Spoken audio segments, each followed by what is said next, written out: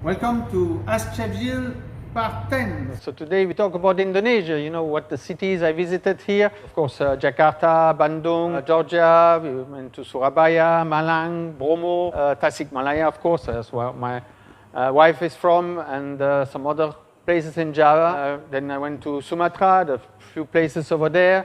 Of course, Bali, Lombok. So far, I didn't go to Sulawesi, so that's my next plan, to go and to see some nice places in Sulawesi. Some of the interesting food of those places, of course, in Solo you will have the rawon, and then in Yogyakarta the gudeg. In Bali we will have the bebek betutu, in Lombok maybe some ayam taliwang. Sumatra, of course, Padang is beautiful, and there's too many to name actually. I love Indonesian food, and I will definitely try some new things anytime I can. Yes, of course, I can eat also spicy food. I've been here for 20 years now in Indonesia, so my spicy gone up over the years, and now I enjoy actually spicy food as well. Yes.